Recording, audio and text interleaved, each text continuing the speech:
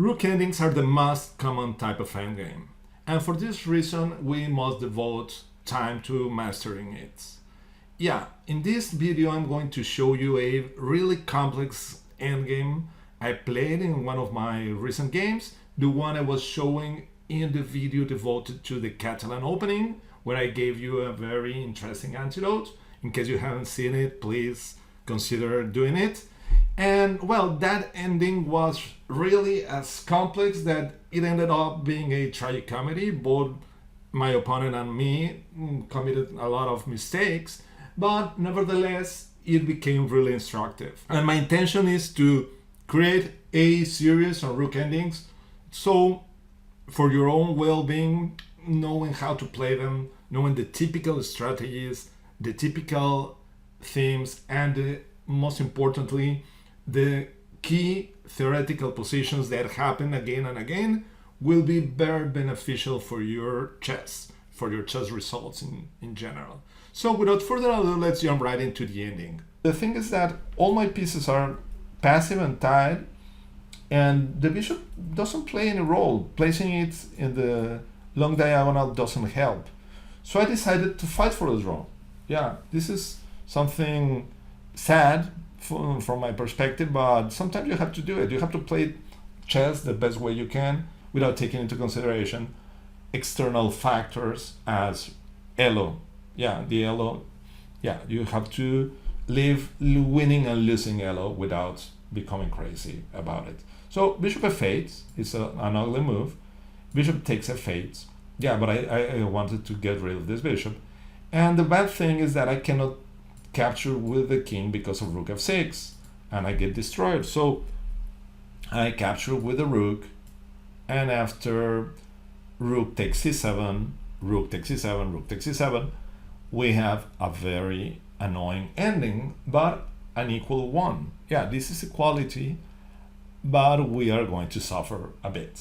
Well, what to do? Yeah, shall we sacrifice this pawn and activate our rook?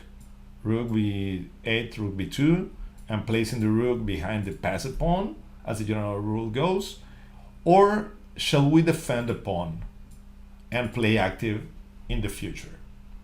Yeah, I decided to defend the pawn. Yeah, I have no reason to not play rook a8, as I'm going to gain space for my rook by playing a5 and, if possible, a4. So my opponent came with king f3, a5, and we reach a really interesting moment. He decides to attack the pawn.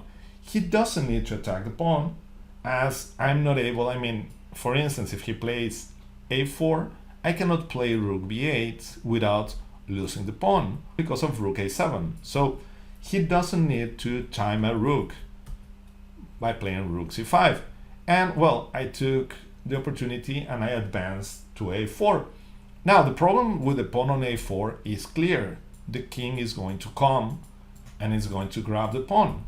But our idea is to counterattack and try to grab pawns on white's king side. So after king f4, king g7, rook c4, rook a5, yeah, the rook is well placed here. He didn't want to play king e5. I suspect he was afraid of something like rook b8, as both rook b3 and rook b2 are threatened. So he decided to play rook c4. I play rook a5, stopping king e5. Yeah, the king may come to capture our pawn by e5, d6, e6, b6. So h4, and here I played h6. Still, I didn't reach the time control, so h5 is not a move I'm liking a lot.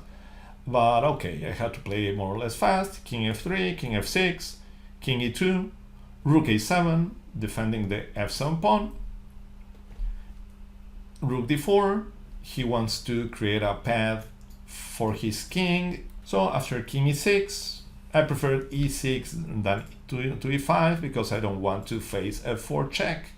So king d3, f6, king c3, g5, creating a tension here. Of course, if he trades, he improves our pawns, and we are ready to play something like rook h7, h4, h3, and we are having a beautiful counterplay. But of course, he is not going to capture this pawn. He is going to leave those pawns double, and he played king b4. This is a very important moment where I decided to go for the counterplay. I'm going to play against f2 by checking rook b7, king takes a4, and rook b2. Yeah, we're reaching the most interesting position of the game, actually. Yeah, the main question here is white going to be able to promote the a pawn without losing too many pawns on the king side and without allowing my pawns to queen? So we reached the critical position of the game. It is white that must take a very important decision now. Yeah, he's trying to queen the a pawn. This is absolute. But is he going to be able to do it without black getting counterplay by creating a passer in the king side? Will I have to sacrifice my rook for his passer pawn? Yeah, and the answer is most likely yes. I will be forced in many lines to sacrifice my rook for the a pawn. But then when I sacrifice my rook for the a pawn, he might be able to go back and stop my pawns, or will my pawns will already be too advanced? Those are the questions that you have to calculate here. And well, the first question is white going to leave this pawn here, or perhaps moving f3 or f4? This is the first question. Yeah, shall white leave the pawn on f2, sacrifice a pawn on f2 to speed up the march of the a pawn, or move it and defend it? Well, I always thought about playing f4 as the right way to play, as I was really afraid of g takes h4, rook h2, king b5. Yeah, now that the rook is not on the b file, rook takes h4 and a4. This was a position that I was really afraid of. I didn't quite understand it. Rook h2, a5, and this is the point. Yeah, the thing is that is black to play and save the game. The thing is that h4 may seem normal, but is losing a6, rook b2, and rook b4. Yeah, we are talking about the h pawn, the a pawn against the h pawn, rook pawns, I mean. And if we trade, we are not able to queen. Yeah, because white controls the long diagonal. Now after rook b4, rook a2, rook a4, rook b2, king c5, rook b8, a7, rook a8, king b6, h3, and rook a1, and that's it. White is winning. But I can fight against it by playing immediately rook b2 rather than h4. The thing is that now playing rook b4 is simply losing after rook takes b4, king takes b4, and king d6, and we're going to stop white's pawn from queening, and our pawn is going to queen. So rook b2 is the right way to play, and after king c6, rook c2, king b6, rook b2, king a7, h4. Now the king is in the way of its own pawn, so h4, rook d8, h3, rook h8, and dh2 is equal. Yeah, I can also play rook g2. This is simpler. After rook g2, things are going to be much easier, as king b5, rook takes g3. Yeah, I'm going to play g takes h4. So f4 was a good move. It led to equality, but after rook b4, the game enters a wild ending. After rook takes f2, king b5, rook f3, a4, and here I have to decide which pawn to grab. I mean, I can grab both, but in which order shall I capture? And I choose the wrong one.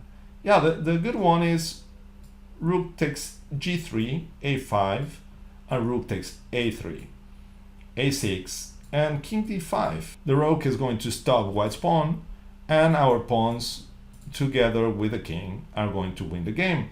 this is the simplest move, rook takes g3. I played rook takes e3, a5, and here I made a mistake by playing king d7, trying to show that the pawn is not going to queen, but I could have played rook takes g3, and against a6, rook d3, a7, and rook d8, with the intention of facing king a6 that threatens rook b8 with rook a8, rook b8, rook takes a7, king takes a7, and f4. And it is obvious that our pawns are going to queen. Yeah, those pawns are too far from white's king, and yeah, that would have decided the game, but I played king d7, yeah, really bad move, king b6, king c8. Yeah, I want to come to b8 and show that this pawn is not queening, and at the same time attacking g3. So I'm gonna be left with 3 pawns in the king side. The game continues with king a7, rook takes g3. Here he played a6. a6 turned out to be the losing move.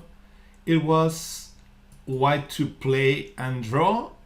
Now by the only move, rook b6.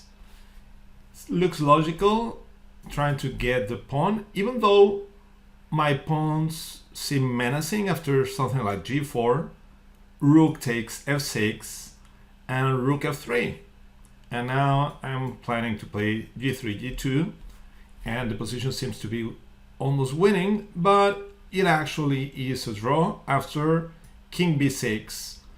Yeah, the king clears the path for the pawn and gets closer to create mating threats. So the game may continue with something like f4, now a6, rook b3, and as I was saying, king c6, creating the mating threat of rook f8, and at the same time threatening our pawn. So rook c3 might be forced. King d6. This is a very nice move. Yeah. Instead, coming to b6 is threatening nothing, and I could have played f3, and after something like a7, again I can sacrifice a rook for this passed pawn and win with this couple of pawns. But instead, rook c3, king d6, even when the kings are not in opposition anymore, this pawn controls b7 and they are threatening mates again.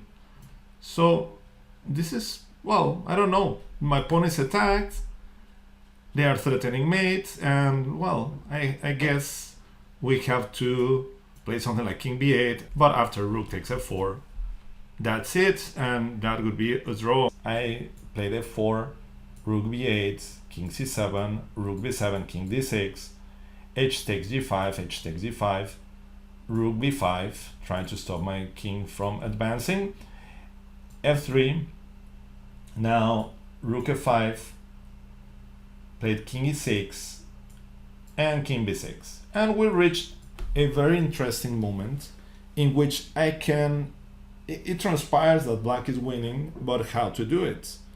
So what would you do here? And you may stop the video and try to find the answer for yourself. As it is a very instructive ending. Yeah, with heavy time pressure, I decided to capture. Yeah, here once again, I was played with a couple of minutes on the clock. But perhaps the easiest way to win is rook g1, rook takes f3, and rook b1, after king c7, rook a1, king b7, and g4. Yeah, and then simply advance the pawns and bring the king. And that would decide the game. And as it is really obvious, instead of rook takes f3, a7 is simply answered by rook b1, and against rook a1, I guess, king c7, and I don't know, rook a1. Yeah, this one is okay. I'm threatening this one. The rook is threatened as well. So yeah, that will have won. So I played king f5, that wins, but not in a simple way. a7. Now the pawn is queening, and what to play? This is a really nice puzzle black to play and win. And here I spoiled the game. It's a tragicomedy, I told you. I played f2. I mean, he queen, and I can't queen because of queen f8. But the winning move, rather than playing f2, was bringing the king to g2. It's not so difficult, but I didn't see it. King g4, a8, and king h3. And yeah, now it's impossible to stop black from playing king g2, g4, h4, h3, and f2. I mean, those pawns win immediately. There are no checks. Yeah, it's a shame I didn't find it because it is not so difficult. I was nervous, I was really tired, and I have 100 excuses, but the reality is that I didn't find it. f2, a8, and I played king f4, queen f8, king e3, queen a3, and now after king e2, the game may end in a draw immediately by queen takes g3, f1, and queen e5, or even, yeah, I thought he was going to capture the pawn, and that was going to be a draw, but at least I can try to queen this one. And it's really difficult to defend this kind of position in practice, but okay, at least I can keep trying. But actually after f1, queen e5, and this will be a draw. So after king e2, I was blessed by queen a6, a double question mark move, a blunder, rook d3, queen a2, king f3, queen b1, rook d6, king c5. Here I need to make a precise move, and this move is rook f6, king d4, king g2, and that's it. Now the pawn is going to queen e4, rook f3, and I reached what I should have reached by playing king g4, king h3 several moves ago in move 57. Now queen e2, g4, king e4, and king g1, and he decided to resign.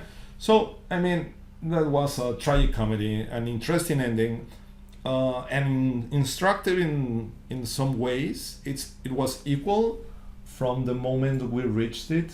I mean, once that I decided to play for a draw, but well, it's a good thing to have this kind of fighting resource. I mean, it's not unpleasant to make it against a lower rated player, but it's much worse to lose because of some reckless decisions. So after all, I'm happy about it. If you like the video, please remember to give me a thumbs up and to subscribe to the channel in case you haven't done it. So thank you very much for your attention, and see you next time. Goodbye.